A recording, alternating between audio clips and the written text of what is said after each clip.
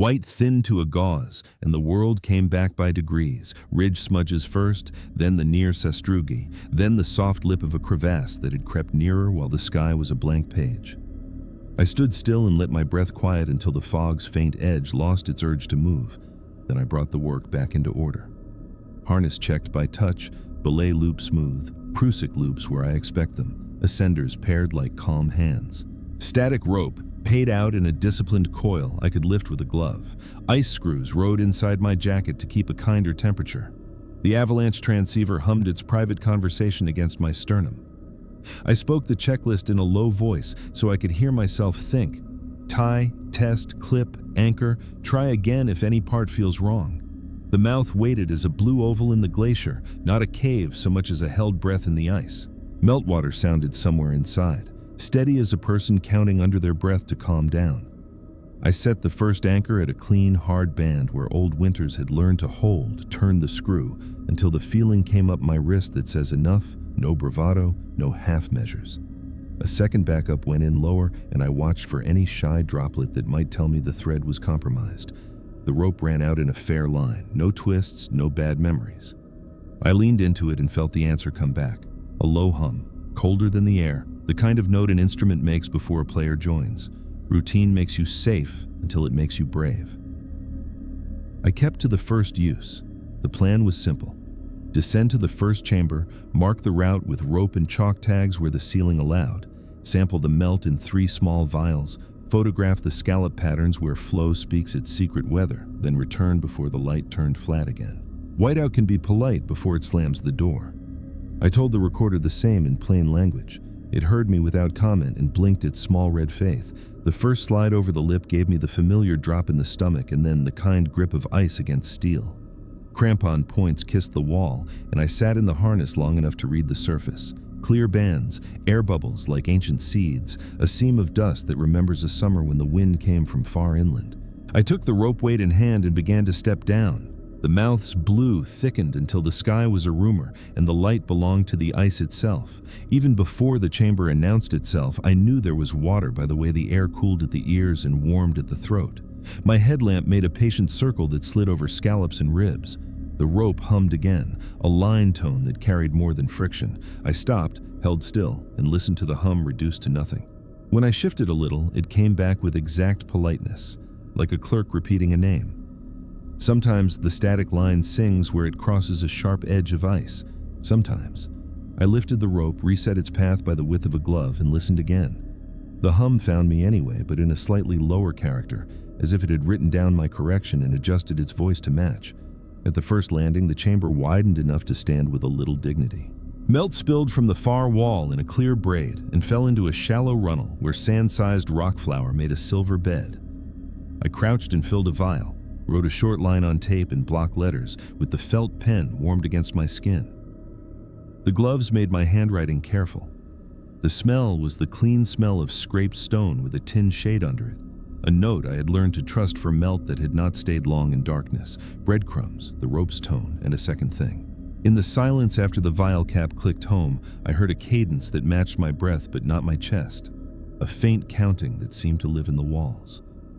Not a language, not even numbers, just the rise and fall a person makes when they keep track of steps without speaking. It came and went with small changes in my stance. When I leaned into my left foot, it slipped behind the usual drip and became decoration. When my weight returned to center, it took a half step forward in the mix, a companion who wants to be useful. I told the recorder that the chamber carried an odd sympathetic count and tagged the entry lintel with a chalk arrow pointing outward. Leaving clear exits is a rule I honor even when the way seems obvious. I adjusted the rope to run clean through a natural funnel and moved on. The ice ahead narrowed into a corridor where the ceiling pressed down just enough to teach humility. My shell creaked against it in low complaints and echoes stacked in short order, fabric, buckle, breath, then the small far whistle where melt finds tight corners. The counting lived in that stack. I tested it by stopping mid-step. It continued for a beat past my stillness, as if finishing a sum I had started, then cut clean. There are places where sound takes its time and you learn to accept it. This felt different, as if the ice kept a ledger and wanted to stay even with me. I shrugged the idea off to make room for the next anchor. The wall here was layered in a way that made me fussy.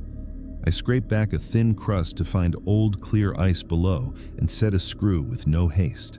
A quick pull to test held true. I added a belay and let the rope run through my hand until the texture smoothed from winter grit to summer glass. The corridor eased into another room, this one with a ceiling curve like the inside of a bell. My lamp threw a soft nimbus, and the melt spoke in a more urgent voice. I placed my feet wide and kept movement simple.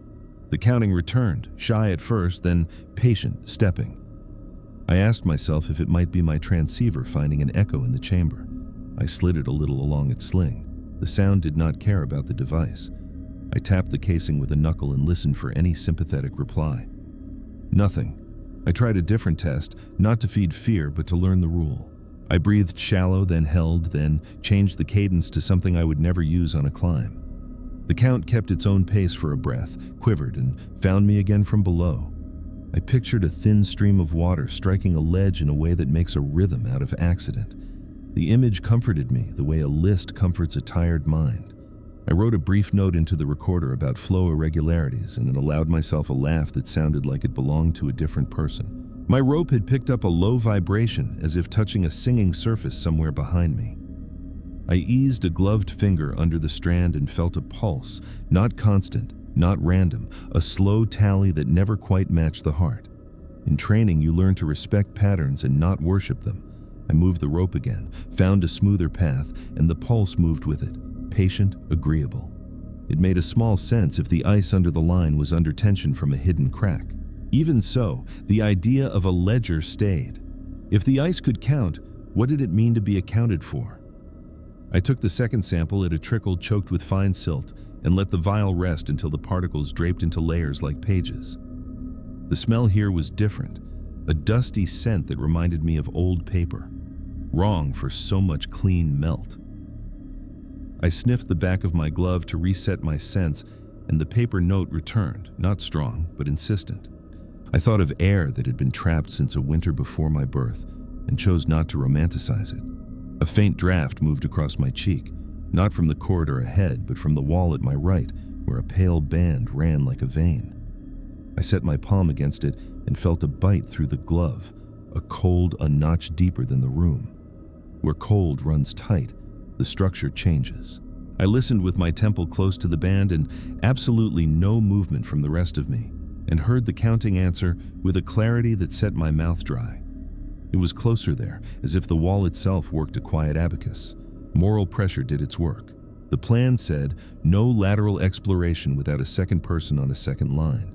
The weather said the white would thicken again before long. The glacier said nothing, only kept its numbers.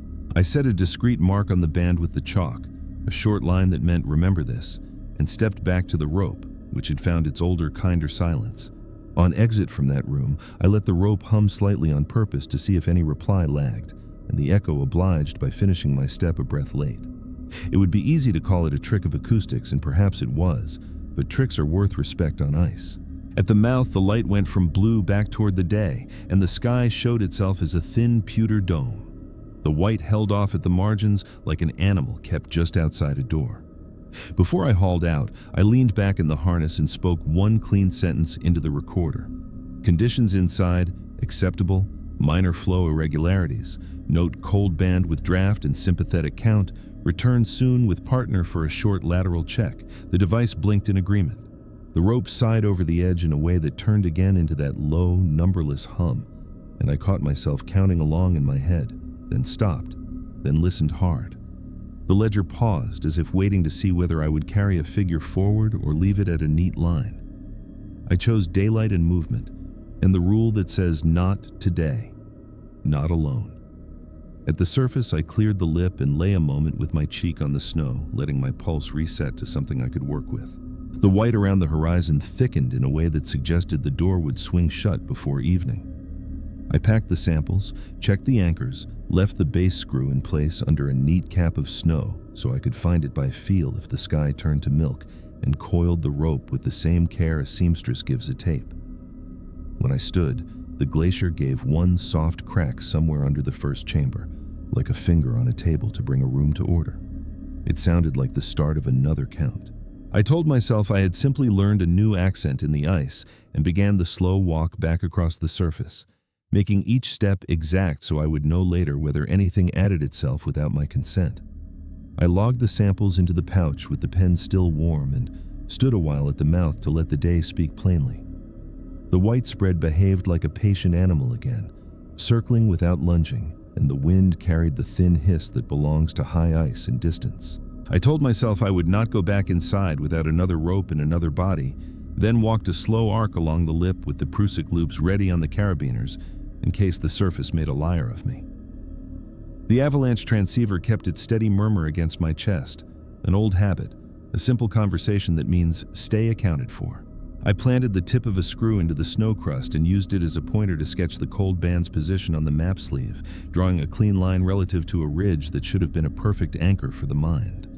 When I glanced back up, the ridge had shaved a sliver from itself, and my sketch already felt presumptuous. The place had a way of teaching you that your pencil was too sure. The rope lay coiled like a sleeping thing at my feet. Its last passage over the lip had left a faint track, a smoothed shine in the ice that a boot might slip on if memory failed. I lifted the lead end and felt the line's body answer. No vibration now, no ledger. The quiet relieved me more than it should have. I clipped an ascender to the strand and settled weight into the system, then bounced a fraction to test what the anchor remembered about me. The top screw held with dignity. The backup returned a low, polite note through the harness, the same calm that tells you a door is on real hinges. I left the coil ready for later and walked downslope along the faint sag that marks a buried crease, keeping a good spacing from it without making theater of caution. The smell had shifted away from clean stone to something paler, a paper scent that drifted in and out with brief drafts that made no loyalty to the larger wind. I found a skylight where the snow had thinned to a pale window, a circle of blue with a rounded edge you could pet with a glove. I lay on my stomach and pushed my head over the rim until the harness tugged me back into sense, then set a screw far from the edge and clipped a leash so curiosity would not carry me. The chamber below was not the first one. The flow pattern differed, the scallops turning in a way that said the water had another mind here. I tapped the snow around the rim with the ferrule of a pole and listened for the bounce. It came back with a delay sharper than the distance deserved, as if the space below were larger than my eyes allowed. I lowered a looped cord weighted with a nod into the blue and counted the beats it took to touch water by the feel through the gloves. The cord reported back too soon, then later than expected on the second try, and I felt the least bend in my thinking. Either my senses were shabby or the air under there changed itself as if it too kept a ledger. I radioed a note to base on the usual work channel, speaking in the plain tone I keep for routine. Minor map drift on the north face, additional skylight with uncertain chamber size, no entry planned, surface traverse continuing. The set answered with a burr of carrier and then a clear acknowledgement in a voice I knew by habit. I signed off and listened to the blank, testing for any ghosts. Only wind. I walked on toward a line of shallow sags that, on a good day, read as safe bridges and, on a bad one, as promises. The white thickenings around the horizon pressed a little closer. The light carried that pewter cast that makes the world flat and the ice louder than it should be. I set flags at measured paces to mark a return route, not because I mistrusted the compass, but because the day had started to round everything into sameness. The distance between flags grew stranger by a finger's width each time. My legs swore to one measure and the eye to another. When I glanced back after a handful of placements, the line did not present a straight story. One flag leaned minutely toward a crease I had avoided. Another looked as if a hand had rotated it a degree while I checked the map sleeve. I knelt and pressed the base of one flag deeper, telling myself I had been sloppy. The gesture calmed nothing inside me. At a firmer patch, I added a second anchor to the surface rig so I could work a short lateral probe. The screws went in with different voices, though the ice looked identical. One took a bright tone, and the other a darker one that felt like old wood under paint. I clipped the static rope into the belay and edged toward another skylight where the blue shone like a shut eye. When the rope took my weight, a faint hum rose again. Not from friction, not from a hard edge. It felt as if the line had become a string on an instrument that the glacier had tuned. I paused so the tune could lose interest. It did not. Instead, it settled into a slow count that met my breath and waited for it, not quite in time and then exactly in time, as if learning my rhythm on purpose. The moral rule about not letting patterns own you began to feel like a small wall I could lean against. I changed my cadence to a clumsy march to break any agreement between us. The hum faltered, then slid into the new pace with good manners.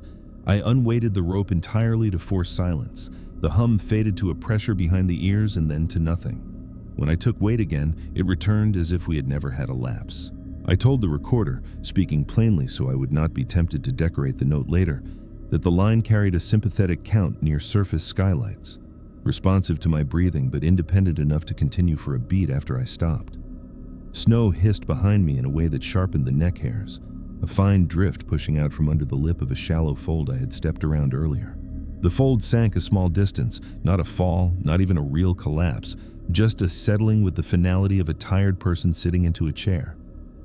I retreated a careful number of steps and watched. The sag did not advance. The flag stood innocent.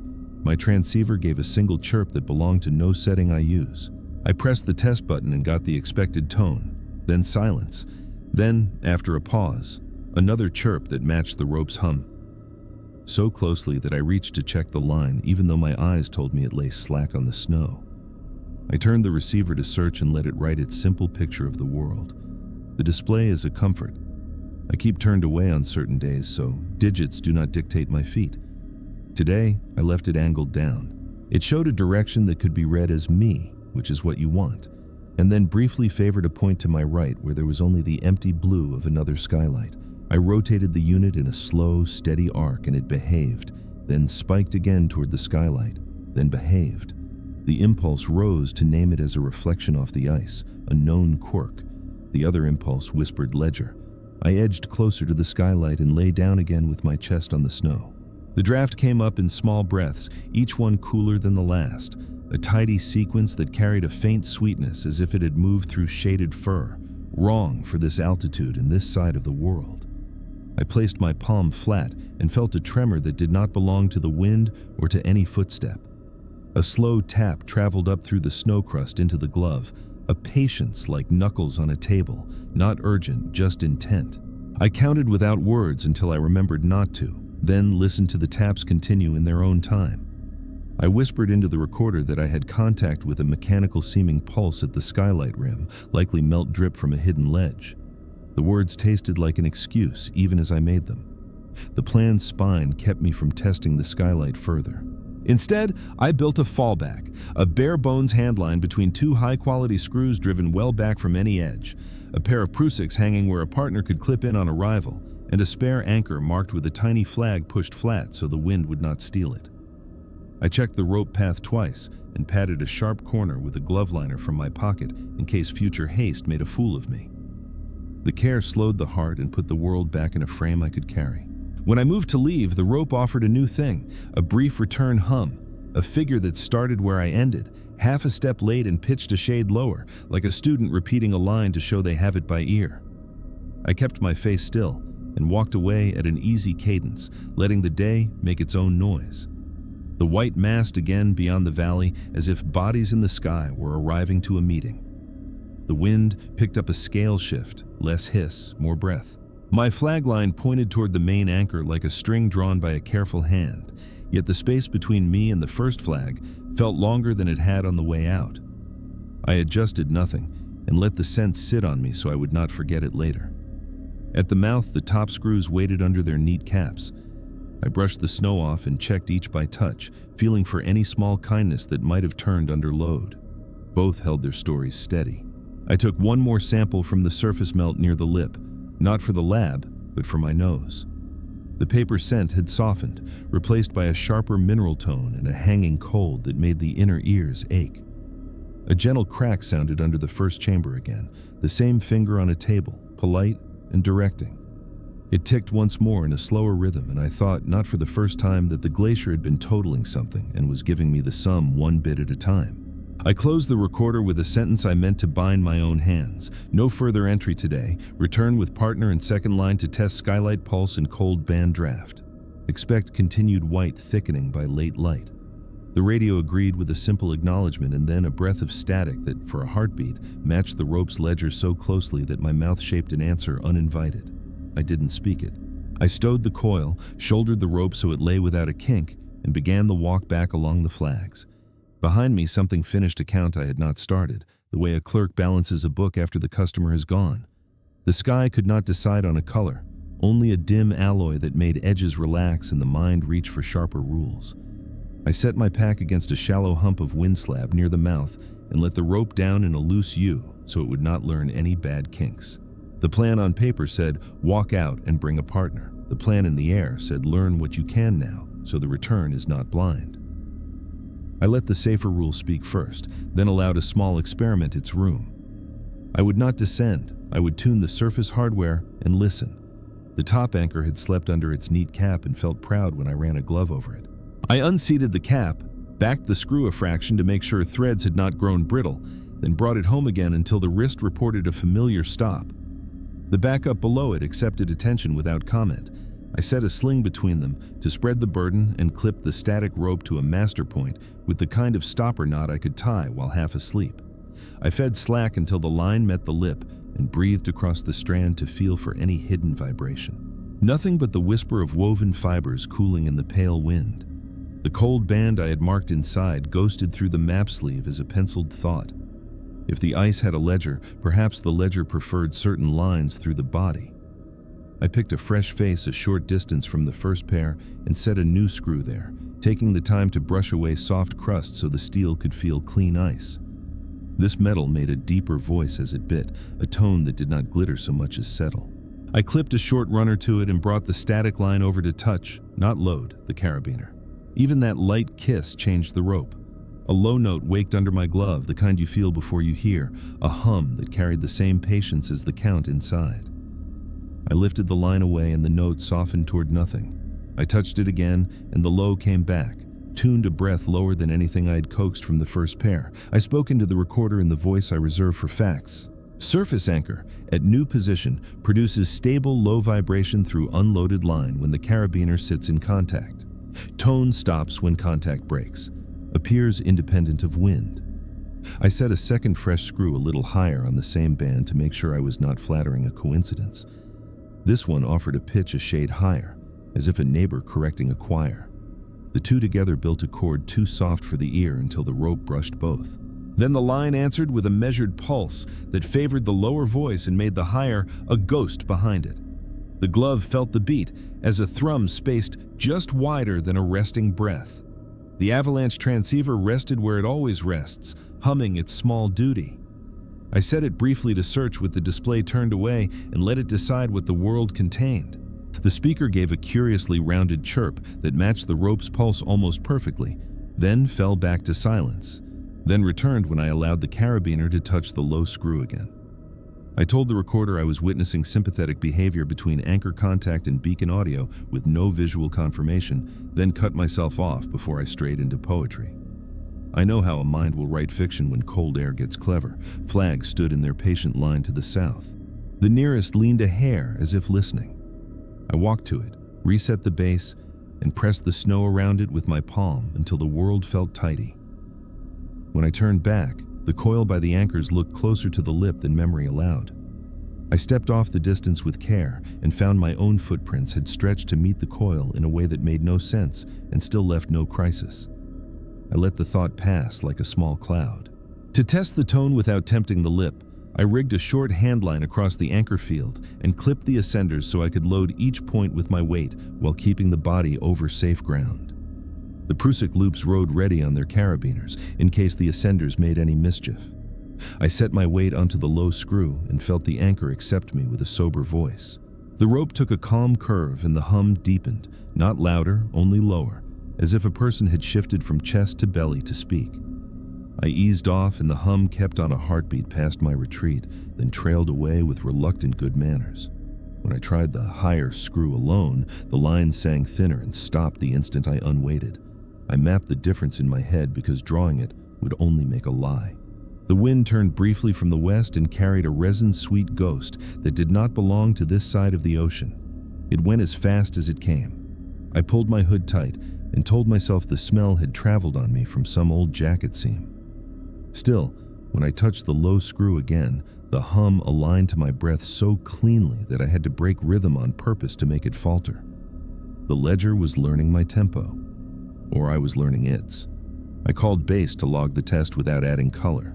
Surface anchor study only, no descent, return planned once a partner is available, white thickening, visibility holding. The reply came plain and indifferent, the way a mountain town dispatcher says the road is open until it isn't. I kept the handset on for a while as a companion and heard a faint backdrop that went in and out of step with the rope. The idea that radio and anchor and ice were playing the same slow tune made something under the breastbone go cool. Costs announced themselves in small, unsexy ways. The lower screw began to resist any change as if the ice had grown hands. When I tried to back it a fraction for another pass, the threads bound and released in tiny jerks that stole heat from my fingers through the glove. I considered leaving it where it had settled, but a tenant has to leave a room as they found it. I coaxed it free with patience that ate into hours I had promised to daylight. The glove liner I had used as a corner pad at the Skylight in the last part of the traverse had frozen into the ice like a leaf in clear resin. It cost me warmth to chip it out. The ledger takes what you owe. I logged another short line into the recorder and forced myself to weigh whether the next test was worth the risk. I wanted to tension the line across both fresh anchors and listen for a beat pattern, a thing you do in caves with airflow to find hidden chambers. Here, the chamber had already shown itself. Curiosity is a muscle that loves to work past failure. I chose a modest version. I took tension by hand and never clipped in my full weight.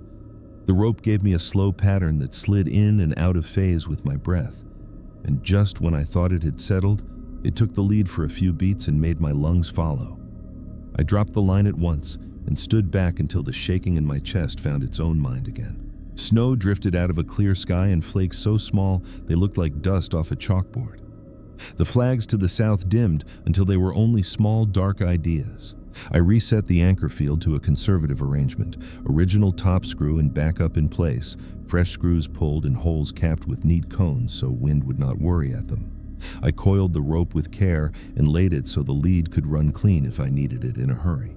The transceiver went back to its quiet working song. I double-checked that the next person to arrive with me would find no puzzle at the lip that could trip a habit. Before leaving, I gave the low screw position one last gauge with the bare heel of my glove on the ice where metal had been. No hum now, only a very soft throb that could have been my pulse reflected through bone. I moved my hand away and it kept for a blink and then faded, a courteous bow at the end of a dance. I spoke one last fact into the recorder. Ledger behavior. Strongest, when line or steel touches band, aligned with interior draft. Hum lowers with weight, follows breathing with slight delay. Recommend partner-assisted test at Skylight and interior band with conservative limits. The day folded a shade darker. The ridge I had used as a north point thinned to a pencil line and then to a thought. I set off along the flag corridor as if it were a hallway and repeated the same simple sequence with each step. Plant, test, move, check, breathe. The field behind me fell quiet except for a single soft sound that might have been snow or might have been the anchor's last word. It came a breath late, then not at all, then returned from a new direction where no hardware stood. I kept moving and refused the idea that something had taken my measure and was practicing it in the open. At the last glance back, the mouth showed as a bruise of blue in the whitening world. For a moment I thought I saw a slim line drawn from the lip to nowhere, the way a string looks just before you pluck it. Then the wind laid over the snow, and the world all went to quiet paper, and I had only my steps and my tools and the small sum I had made to keep. I carried the cost in fingers gone stiff and time gone thin, and a rule bent to the breaking point that would need mending when I wrote it up. The glacier does not care about our books, but it knows when a line is balanced.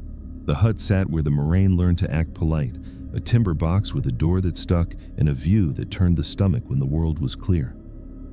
I reached it with the white pressing like cotton to the face and the flags fading to dark reeds behind me, every step a petition.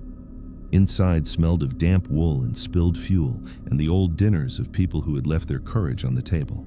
I hung the rope where it could dry without taking a set, prusik loops draped like calm snakes over a peg, ascenders paired on a nail. The avalanche transceiver came free of the sling and lay on the bench, still working its small song. I warmed my hands against a mug and let the steam carry a steadier rhythm into my head. The rules on the wall were the same rules I carried in my book. Report, Double up on anchors, no single point of failure, never trust a bridge because it smiled once. I inventoried what the day had taken: heat from the fingers, length from the light, patience from a place I pretend does not run out. I said aloud that I would wait for a partner before any return, and the room accepted that promise with the even face of timber. Outside, the wind changed its handwriting. It left off the long hiss and took up a shorter, careful script that tapped at the corners and then rested, as if counting. The cold found the cracks and worked them until the hut remembered winter from long ago. I set the stove just high enough to push the damp back and reached for the map. The ridge I had used for sanity earlier kept its line on paper, though I had watched it bend. I drew the cold band's position inside the glacier as a thought, a ghost line, and felt the pencil take on more weight than it had earned. When I slept, it was not sleep but a careful rest you practice near the lip. In that half room, the rope creaked on its hook, very gently, as if the coil had not yet learned it was off duty. The transceiver pulsed at its patient interval, then, for a handful of breaths, shifted to meet a slower pattern that came through the floor. I sat up and put my palm flat to the timber. A throb lived there that did not belong to wind or stove. It traveled up my arm and set a little metronome in my shoulder. I told myself that ice settles in ways that reach far, that a crack can carry music into places that seem safe. Even so, I put the prusik loops in my pocket as a superstition and kept the headlamp near my throat where a reach in the dark would find it. Morning arrived without light, only a less dark where the door met its frame. The wind behaved like a careful person again, tapping, pausing, adding. The plan on the radio with bass sounded like what I had promised. Stand down until a second set of hands is available. Log conditions, conserve fuel. I signed the log with letters steadier than my gut and then broke my own line. I needed to know whether that throb in the timber matched anything outside. The cost would be small if I kept to the hut's shoulder in the flag corridor and never took a load over uncertain ground. I fixed a short handline from the hut's corner to a buried screw I had placed earlier in better weather, and made the knot strong enough to feel like a person. Outside, the white lay hard against the hut so that stepping into it felt like pressing into a quilt someone else held down. The avalanche transceiver went to search and then back to transmit like a steady breath. I clipped a prusik onto the handline by habit more than need and walked the small distance to the anchor cone. The screw slept well under its cap and accepted a check without complaint. The cold had a different voice here, a cleaner bite with less wet in it, the kind that makes teeth notice.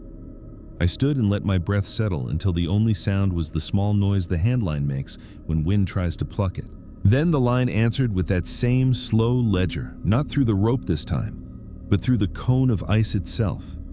A count that began where my breath left off and carried on, polite, as if a clerk would like to finish the line item. I told the recorder very quietly that a sympathetic count had appeared at a surface anchor far from the lip under whiteout conditions with no known mechanical source. The words tasted weak even as I made them. I leaned closer to the cone and felt a draft under the glove that ran in a stripe across the snow like a river under glass. It had that old cellar note threaded into it. I pulled my hand back and the draft paused for a beat, then resumed, a small lesson. I followed the stripe only by inches, never out of the handline's reach, and found it curving in a way a person might call deliberate if they were looking to frighten themselves. It bent toward the mouth as if the glacier were laying a finger from the hut to the lip. I didn't follow. I brought the day back to rules and reset the cone so the cap sat neat and would not feed the stripe's idea of a path. On the way back, the flags looked closer together than they had when I placed them. I scolded the fear like a child and stepped inside. The door closed with a groan I have heard 100 times. Then a softer sound came through the timber a breath later, the echo of the groan but lower, as if the room had repeated the door's complaint in a voice that was learning me. Work is a cure, and I gave myself work. I cleaned and dried the ascenders with a strip of cloth that lives in the repair kit. I examined the rope for any glazed fibers at the section that had sung near the skylight and found only a faint polish, nothing a person would call damage. I sharpened the screw points with a careful hand until steel shone with a sober edge. The transceiver lay open on the bench, and I tested every simple thing: battery seating by touch, antenna firmness, strap with no wear. The speaker offered a tiny burst of static when I placed it near the coiled rope. When I moved it away, the static stopped. When I brought it back, the static returned, and After a pause, stepped into the count I had come to know, a fraction behind my breath, as if it were a shy partner. I set it down and went still. It carried on without me for 2 more beats and then put itself away into silence. The cold stripe returned just before midday, if the kind of light that day held could be given such a name. It came as a line of sharp air that threaded under the door and across the floorboards to my boots, then angled toward where the rope hung. I blocked it with the edge of a mat, and the stripe drifted sideways to find the gap I had missed. The stove worked a little harder and failed to break it. I had the mean thought that if I raised the coil, the stripe might follow into it, and that thought made me angry at myself. I lifted the rope anyway to keep it off the floor, and the stripe found the bench leg instead and climbed a hand's width before it lost interest. The ledger was not a dog to be taught tricks. It was a book being kept. Base called to say the partner was weathered in at the roadhead and would not come today. The voice was cheerful in the way people get when the world is bigger than their promise. I said I understood and meant it. The plan became endurance and tidy notes. I wrote a line that cost me more than it looked. No entry until another day. Interior band and skylight hold. Surface shows sympathetic count at anchor cone. HUD exhibits minor echo lag. Draft stripe with persistence. I didn't write the part about my breath going to the rope and coming back. When the wind eased toward evening, the white relaxed its hand and shapes tried to be shapes again. I used the brake to walk a tight circle around the hut, handline to belt, prusik clipped, ascender riding the rope like a careful dog. At the far corner, where the view would be sweet on a day that deserved it, my boot gave a whisper under the crust, and the body understood before the mind that a bridge lay there, thin and proud. I withdrew with both feet as if from an insult. The deck sank the smallest distance with a sigh designed to make a person move faster than wise. I stood still and let the ledger finish whatever figure it had been working. The avalanche transceiver ticked in my chest, and then took a beat it had not earned and then returned to duty. I touched the handline and thanked whomever taught me never to waste time wishing a line were longer. Back inside, I set the room to shipshape so that if a dawn came with a real window, I would meet it like a person and not a stray. The rope went into a loose, generous coil. The prusik loops lay paired, tails aligned, ready to catch any story that turned quick. The ascenders waited on their nail, teeth cleaned, springs content. The ice screws stood in a row on the bench, their threads bright, their hangers free of burrs. I sat on the bunk and let the quiet speak. The counting rose from the floor, made its way through the bed slats, and found the hollow under my ribs. I matched it for a while and then refused it, and then had to breathe again, and it waited for me as if it had all the time in the world. When dark finally decided to be dark, the stripe of cold lifted from the door and slid along the wall so that frost wrote a pale line where plaster met timber. It stopped by the rope and kept there, a thin ghost of ice that looked like the map line I had drawn and felt like the corridor under the skylight. The hut exhaled a long, slow breath, wood easing, joints giving up their day. The transceiver spoke once in a tone that matched the lower anchor back on the band, then slept. I lay down with my boots near my hands and my jacket for a pillow and told myself I could pay the cost tomorrow if the window opened. The glacier has its own book, and I had the sense of a page turning, neat, patient, unavoidable. I woke to a dim truce in the weather, a softer gray that let distance prove it still existed. The hut's joints stretched and settled like a polite animal rousing.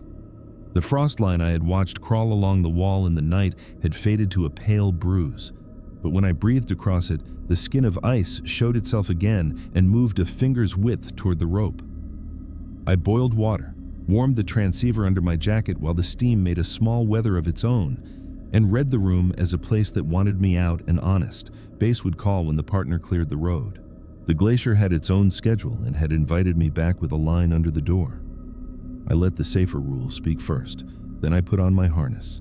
I stepped outside into a world that had sharpened enough to draw a careful line from hut to mouth. Flags stood like quiet figures with their backs to me, not quite in the places I remembered.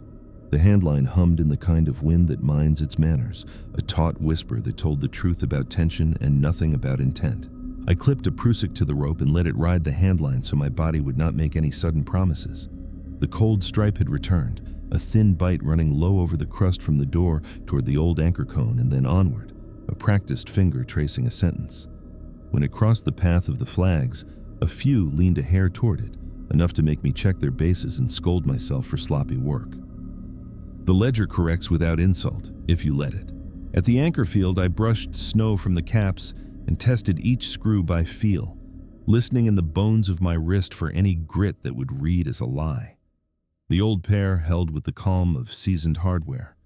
I set a fresh screw in clean blue, far back from the lip, only to tie a guiding leash, nothing more. This time I did not try to teach the ice to sing. I paid the static line out to the lip and let it touch the edge with the delicacy of a bow on a string, then lifted it off before any tune could find me.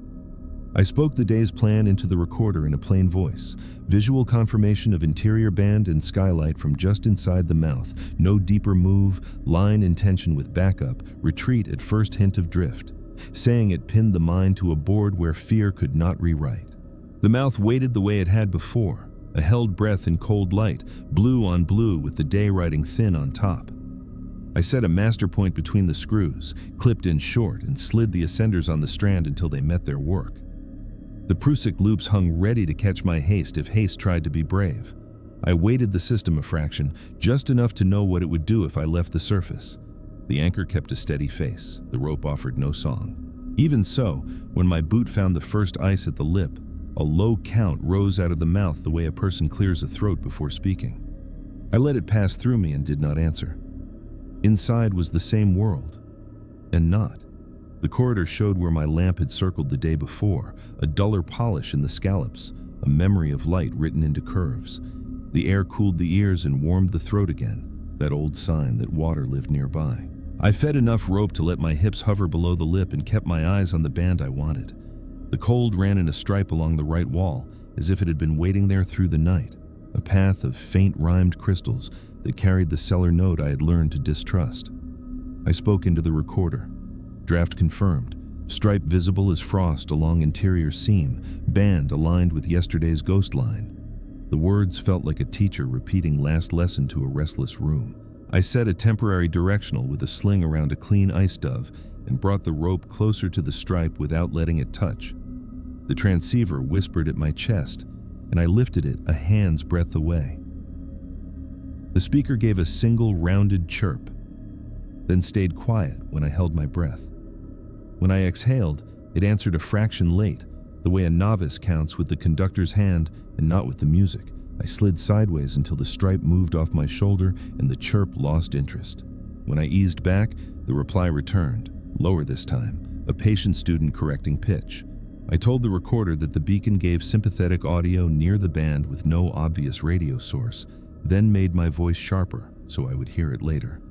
Do not chase this inside, note and withdraw. Behind and above, the light at the mouth thinned to a pewter coin. I felt it as a pressure on the back of the head more than as sight. That pressure asked a question I could answer now or later. I chose now and placed a chalk tag at the lintel, a simple arrow pointing outward that had no poetry to it, just a promise. At my feet, the melt spoke in a quick little run that did not belong to the room I had measured yesterday. The cadence had changed. I cupped a palm near it and felt a vibration like the tail of a drumbeat. When I moved my hand away, the beat took 2 more steps without me and then stopped with tidy manners. The glacier had learned that I was a poor metronome and had relieved me of the job. The skylight I meant to observe lay to the left in a narrower passage that would force any partner into single file. I would not crawl that throat today, but I wanted a line of sight. I lowered myself another span and kept the wall close enough to read the bubbles in it.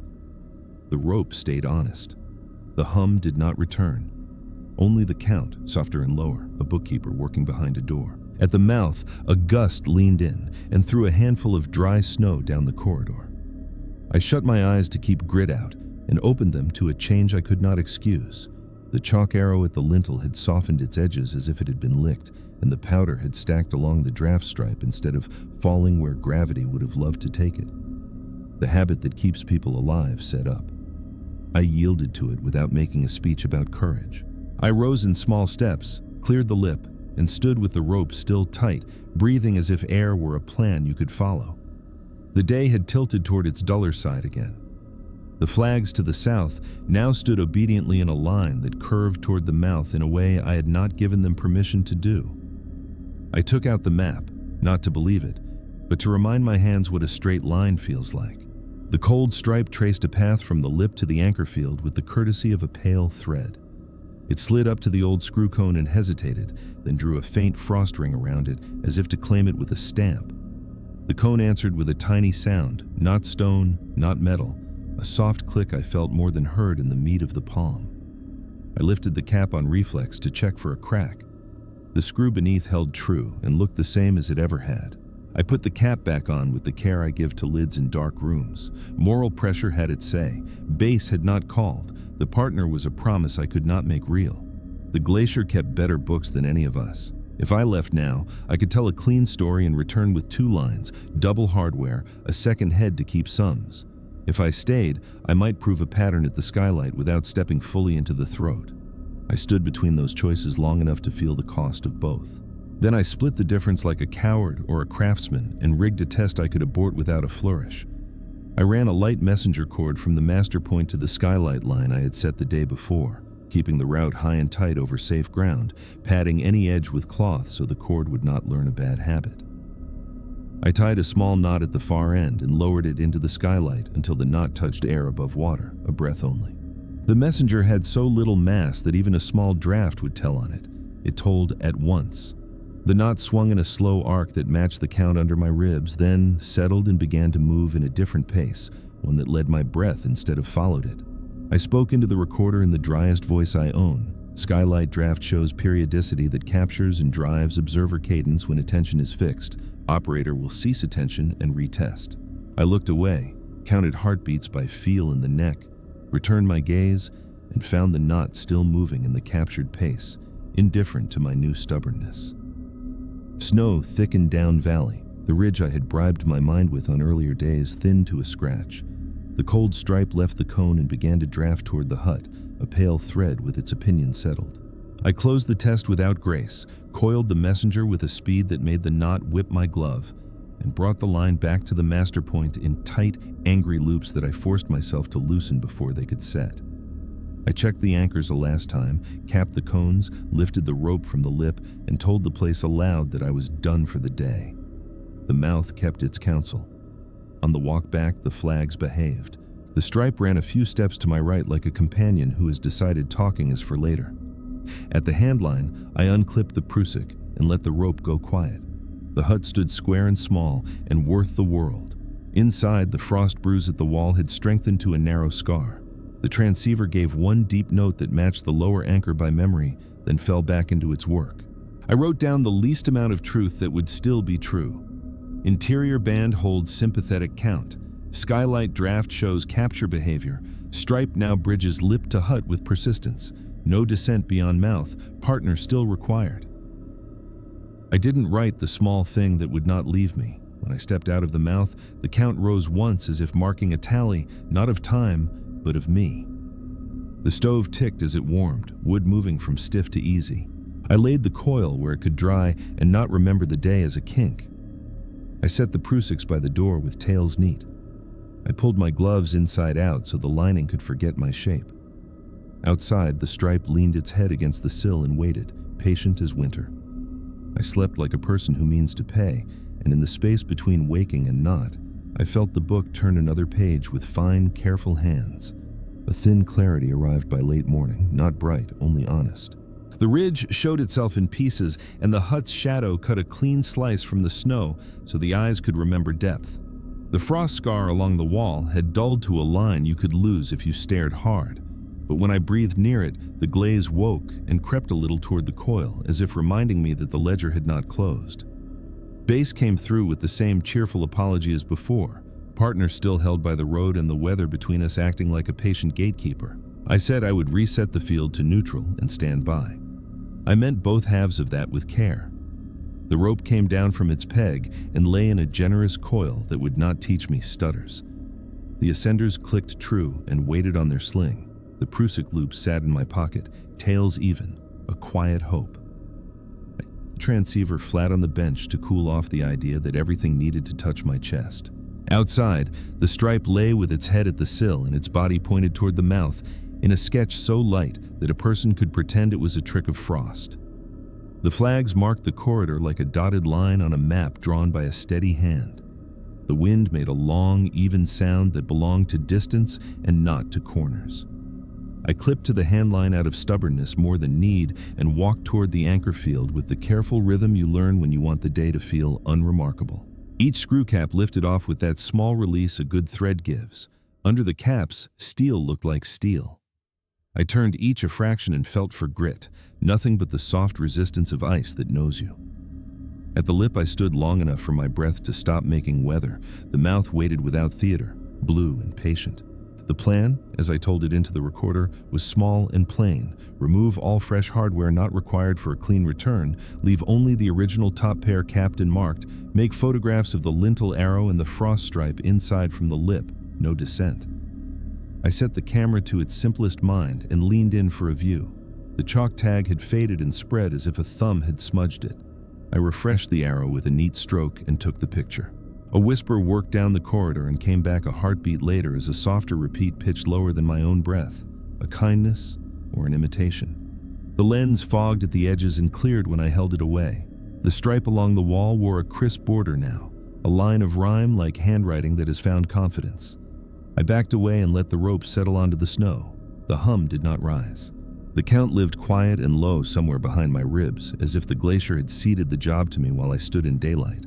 I capped the remaining holes, dressed the field to look like a person had taken care and not left a puzzle for the next set of boots, and turned toward the corridor of flags.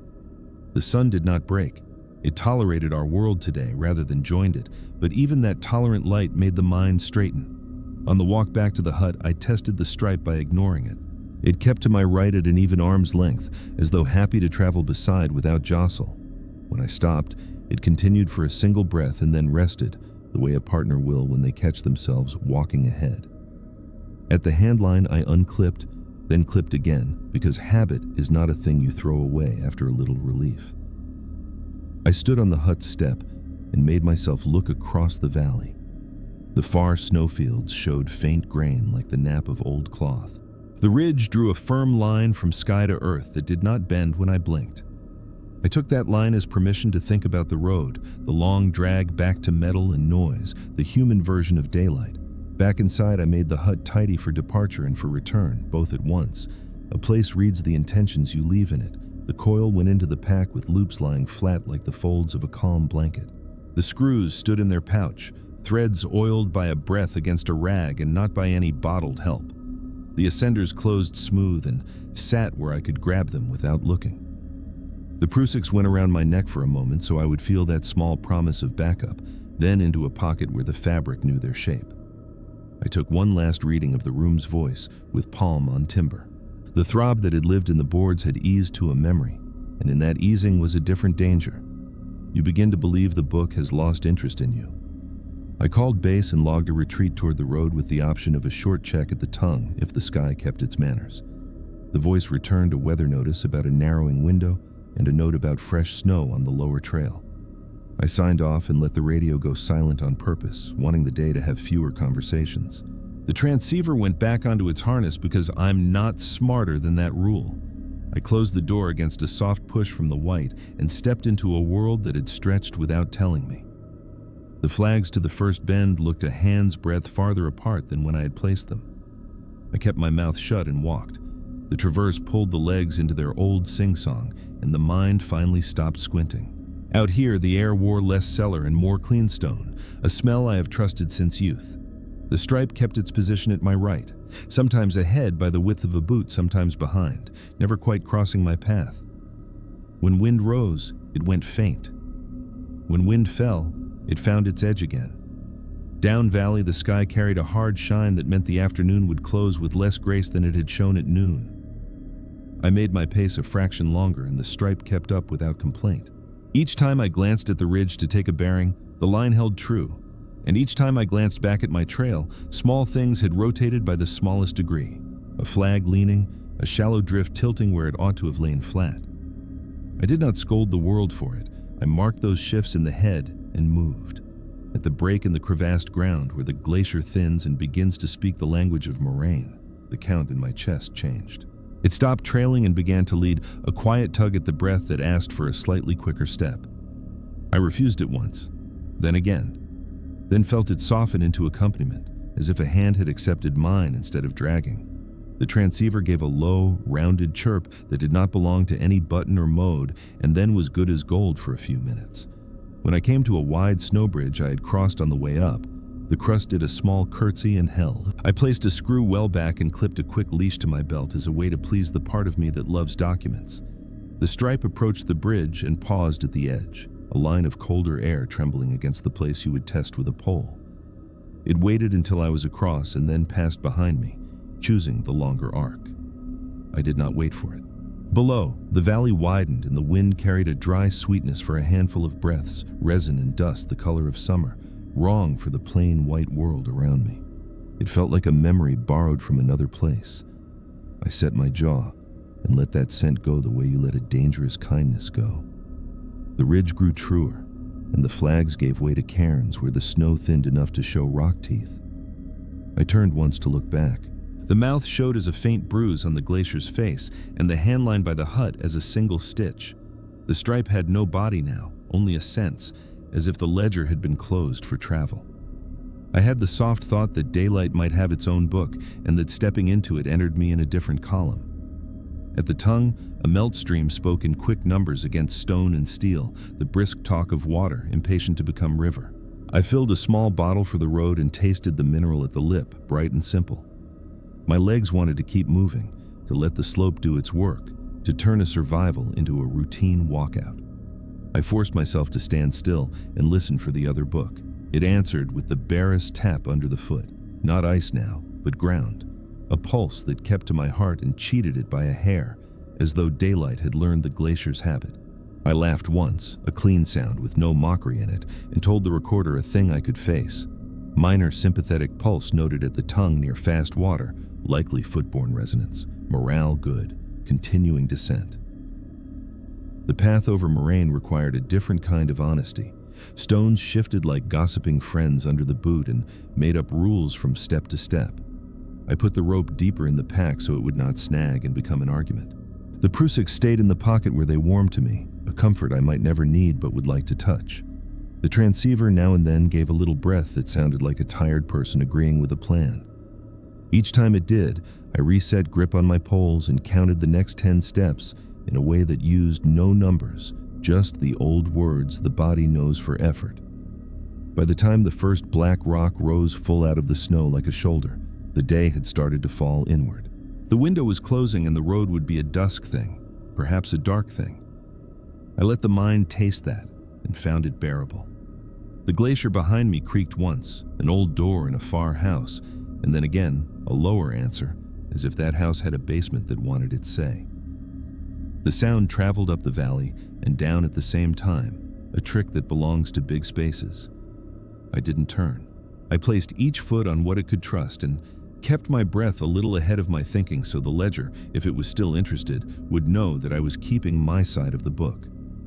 At last, the cairns thickened into the honest mess of the trailhead, a place where many decisions had been taken and most of them held.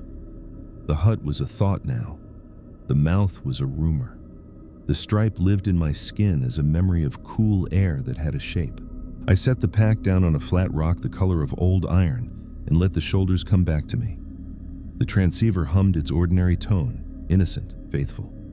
I took off one glove and put my fingers to the stone. The pulse came once, very light, then not again. I wrote my last line of the day in a voice that was mine again. Out of the ice and into daylight, equipment and notes intact. Anomalies persist at low strength in open ground. Will stand by for partner and return when weather and company align. Wind moved in the brush below the moraine with a dry whisper that belongs to places where water goes to be river. The glacier did not speak anymore, or spoke where I could not hear. I shouldered the pack and began the last slope to the road, the kind that lulls you into carelessness if you let it. I did not. Behind the ribs, the count settled into something I could carry without giving anything away. Daylight can be a ledger too. I walked along its margin with the debt written where I could see it. The road showed itself as a pale scar with two dark thoughts running through it where tires had argued earlier in the week. I reached the first bend above the moraine and stood a while with my hand on the truck door, waiting for the mind to move into the kind of silence that allows a person to leave a place behind. It did not. The count pressed light against the ribs, not loud, not even insistent, but steady in the way a clock claims a room. I stared at the valley until the ridge's line stopped wavering. The idea of leaving cleanly fell apart the same way a crust does when a fool jumps. I opened the door and shut it again with my hand still on the handle, then looked back up at the glacier. The mouth was a bruise in the high white, the hut a fleck with a line attached, and between them the faintest suggestion of a path where the stripe had traveled like a thin animal learning a route. I told the recorder what I didn't want to say aloud. Standing by was correct. Standing by was also a way to let the tally write itself without me. Bass came through and the wandery tone weather gives a signal. The partner would not arrive until the next day at best, and perhaps later. The voice offered the kindness of a suggestion that I could descend to town and wait like a human being.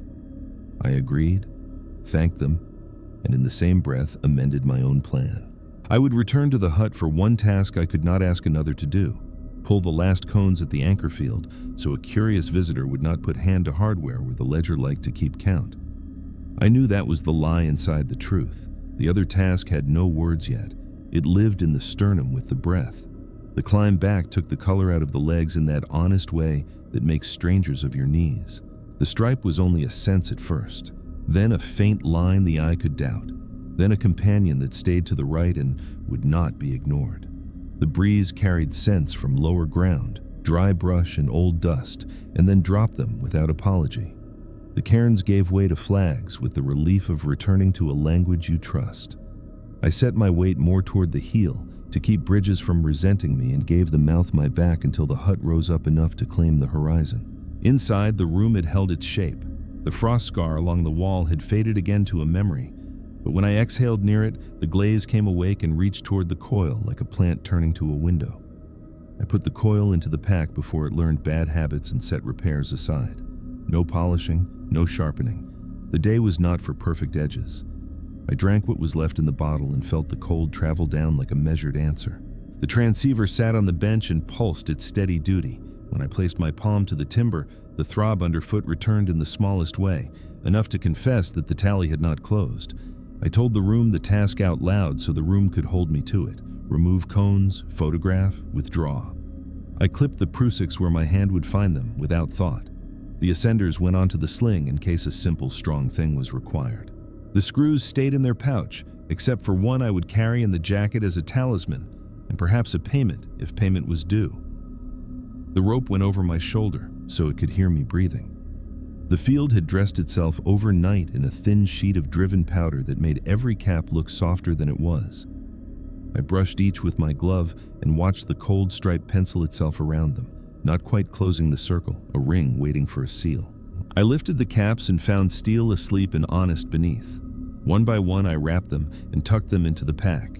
At each cone a little click sounded in my bones as if something marked a line through a name in a book. I told myself that sound was the glove's seam and made myself believe it only long enough to work. At the lip I did not lean in. I stood back and let the blue hold its breath without me. Even so, the low count rose from inside, patient and neighborly, no drama to it. The arrow at the lintel had faded again into a smudge, though no weather had crossed the threshold since I last refreshed it. I drew the arrow a second time and took the picture. The powder skittered along the draft stripe and fell against the wall, as if attracted to its own map. The corridor wore the marks of my light from the day before, and something else. Small crescents pressed into the thin frost where a foot might have stood, and then decided not to take the next step. I could not swear, they were mine.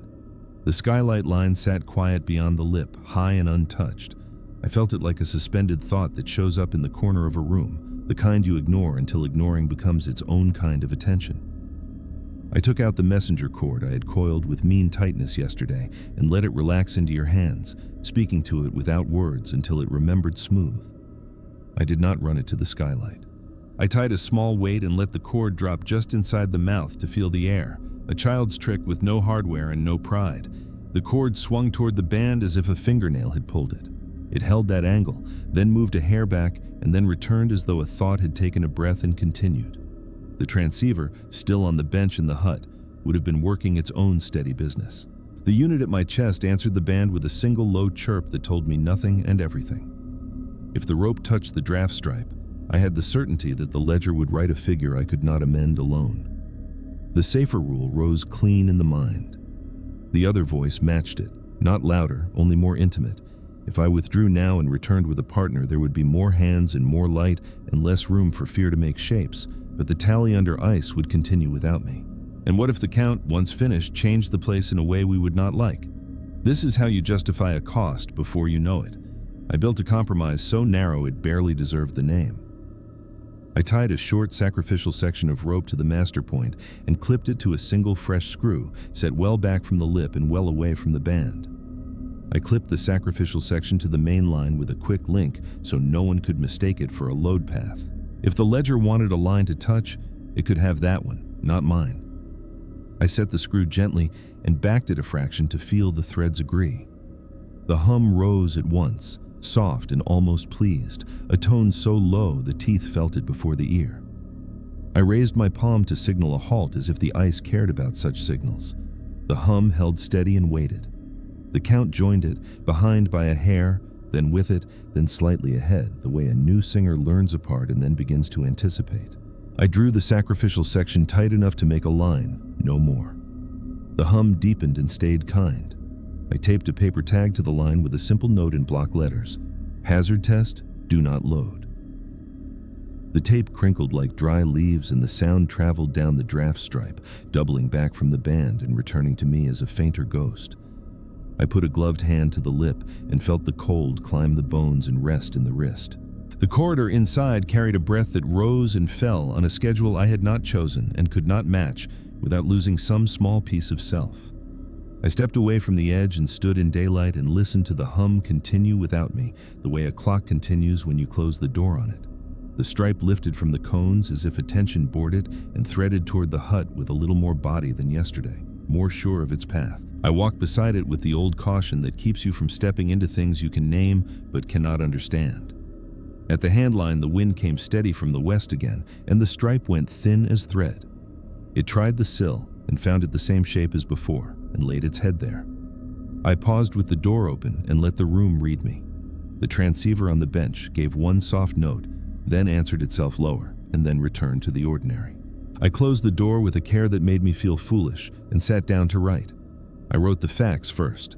Anchor field neutralized except for clearly tagged test line on isolated screw. Interior band remains active by draft. Skylight line untouched. Mouth exhibits echo with slight pitch drop. Stripe persists from lip to hut. Beacon audio shows brief sympathetic tone near band. Then I wrote the thing that would cost me later when I had to explain it to a steady person. Left a sacrificial line in contact with the field to learn whether the ledger favors steel over breath. Will return with partner to remove and inspect. The pen hesitated at the end of that sentence and then made a small scratch as if the paper had decided to sign on its own. The hut stayed polite. The frost scar on the wall did not move. The rope in the pack did not hum or speak. The count lived quietly in the ribs, a low, patient reminder that the book remained open to my page. I packed for a real retreat this time, leaving the room ready for return, but not waiting for it. I sealed the stove and left the prusiks on the peg by the door, a little superstition so I would have to reach for them if I came back too fast. The door gave its usual groan, and I waited for the second, lower reply from the wood. It came a breath later, like a friend repeating your line with less bravado. On the walk down, I kept to the cairns when the flags failed, and to the old riverbeds when the cairns ran out. The breeze carried no resin now, only the sharp clean of high snow and the far hint of wet stone. The stripe stayed with me for a while, and then lost interest and fell away, as if daylight had a claim it could not argue. The transceiver agreed with nothing and everything in turn.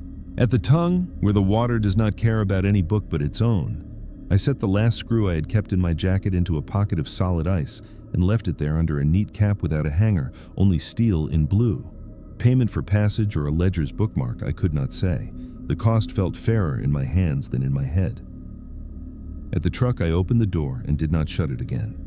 The valley lay behind me with its neat lines and its unkind ideas. The recorder held my words without judgment. The rope lay quiet in the pack, its turns even, its memory temporarily kind. I told the empty seat that I would return when another pair of hands could share the count and make a dent in the book. The seat did not argue. I started the engine and let it idle just long enough to decide that it sounded like a steady person and not like a thin song. On the first bend, The glacier made a soft sound in the upper air that could have been settling or could have been tallying. I drove down into the lower wind with the ledger alive behind me and daylight doing its own arithmetic ahead. Town held its usual smells: fuel, hot bread, damp wool, and none of them made the count ease. I slept in a room with a window that gave onto a small gravel lot and woke each time the radiator clicked as if the glacier had found a way into the pipes. Morning brought a partner who laughed easily and listened harder. We checked each other's harness and traded the simple courtesies people use when they mean to trust their lives where words can't follow. I told him what I had left at the field, carefully, without giving the ledger more language than it deserved. He heard me and took the measure of the quiet between my sentences. We climbed. The day wore a thin honesty again, cloud tamped flat and wind behaving like a steady hand. On the moraine, the partner moved with the soft feet of someone who has broken through and learned from it. He asked about the stripe in a voice that made the words sound like a ridge on a map. I pointed without pointing. It sketched itself toward the hut as if happy to see an old route. At the tongue, where I had left the screw in the ice without a hanger, he paused a breath and placed his palm over the neat cap as if checking a sleeping child. He said nothing and moved on. The hut had kept its shape. The frost scar lay quiet and did not reach for the coil that was no longer there. We set the room for a short operation and left the stove cold so that every draft could declare itself. The transceiver on my chest hummed its duty. The partner wore his on-transmit, and we tested each other's range with the sort of call-outs that make a pattern feel like work and not like a prayer. He knew the rule about 2 lines and did not press against it. We shook the peg together to remind ourselves we were people and walked out into a world that had learned us. At the anchor field, powder had arranged itself in soft fans around the cones, the way it does when wind tells you a story you can't quite follow. The caps lifted clean. Beneath, steel looked honest. The sacrificial section I had tied to the isolated screw lay in a small curve that made no sense for the weather. The tape tag had rhymed so that the ink showed as pale ghosts through sugar. The note still read, "Hazard test, do not load," but the letters had grown fur at their edges, as if the paper had decided on a dialect. The partner tipped his head and smiled the kind of smile that holds no mockery. He asked whether I meant to keep the screw. I said I would prefer to if it would unlearn the rope kindly. We set the master point between the old pair, backed it in the obvious way, and clipped into separate strands. The partner kept his stance low and let the rope speak first. It said nothing. The count lived under the breath like a habit I had picked up and could not shake. We eased toward the lip with a patience fit for glass. The blue waited. Inside, the band showed itself as a stitch along the wall, frost stripes waving their small flags. The skylight line lay high and idle. I told the partner I would not pass the lintel. He said the same to me and pointed to the chalk arrow, which had smudged again. He refreshed it with the neat economy of a person who wakes every day to broken things. Then we taught the screw to leave. I took the weight off the sacrificial section, and he turned the steel with a slow, even wrist, while I braced the rope so it would not lie back against the band if some trick of lay betrayed us. The threads moved an inch of a thought, and then bound. He backed a breath and found them again, then met the same small refusal. We traded places so our different hands could have a turn. The screw spoke a new voice to each of us, brighter to him, lower to me. And neither voice was in a hurry to become music. At last, the partner took out a small pick and cleaned ice from the hanger hole the way a watchmaker clears dust. He tried again, and the steel came half a turn and stopped in a way that sent cold up the arm. He raised his eyes to mine and waited for me to choose. The cost was plain. Leave it for another day and let it grow into the wall, or tempt pride and risk the kind of break that sends body and rope into the band in a tangle no partner wants to manage. I nodded toward his knife. He cut the sacrificial line in one neat stroke and tied both ends short so they would not tell lies in the wind. He pressed the tape tag flat over the hanger and wrote a new word that the ice could read at leisure. Later. We stood quietly while the rope settled and the day recalculated around us. The hum did not rise. The count did, by a breath, and then fell away as if satisfied. We moved to the mouth and made the smallest test we knew. I lowered a length of cord just inside so the knot could feel the air and nothing more. The draft found it and learned the partner's breath as quickly as it had learned mine. He changed cadence, and the knot wobbled like a thought trying to decide something about the future. He grinned into his collar and said he had seen waterfalls with less opinion. We did not chase it. He leaned his ear toward the lintel instead and listened to the echo. When it returned a shade lower than his half-whisper, he raised one finger, the universal signal for let's not make this our problem today. I felt gratitude as a clean knock in the chest. On the walk back to the handline, the stripe behaved like a polite guide, keeping to one side and never touching a boot. The partner asked about the hut's voice, and I told him enough. He put his palm to the sill and nodded in a way that accepted the existence of a ledger without signing it. Inside, he touched the frost scar with the back of his knuckle, then wrote a line in the paper log with tidy letters that would stand when our voices failed. Operations is to review anchor etiquette on glacier bands with interior draft. Field unit left a study screw marked for later. No descent beyond lip. Echo lag at mouth noted. Recommend return in clearer weather with conservative scope. We packed as if leaving a ship before weather could change its mind. The rope lay in soft coils that made the pack sit kind against the back. The screws we owned sat counted and present.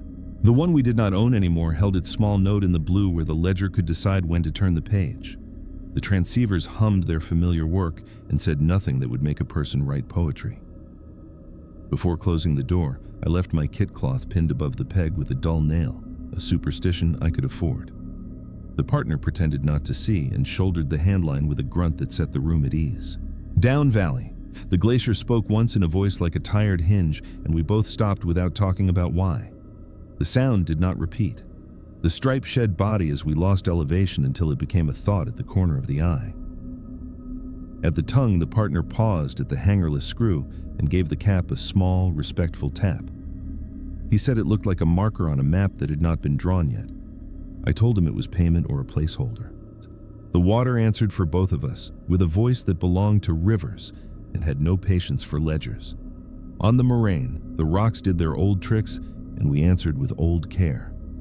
The partner told a quick story about a cave that breathes on the wrong schedule and how he had learned to leave it to its own math. I found myself laughing into the wind, not because the story was light, but because my body remembered how to be one step ahead of its fear. At the road, the truck looked like a reasonable idea. We set our packs down with the noise that always sounds like gratitude and not like surrender.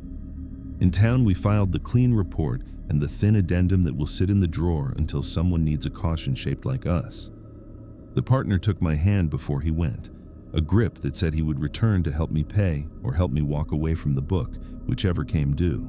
I lay in the same room with the same radiator and listened to it click and learned which clicks belong to houses and which belong to ice that refuses to forget.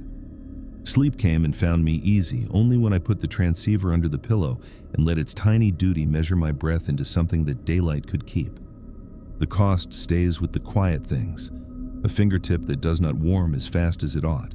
A habit of pausing at door frames to hear whether wood has begun to speak in someone else's voice. A rope that carries the memory of a hum when it lies across the knees, even in summer. A single bright screw under a neat cap at the tongue, left with no hanger for a book that counts in its own script. And, on days when air goes still and the world wears that pewter light, a breath that steps a hair out of time and waits for a companion to fall in. The ledger is not an enemy.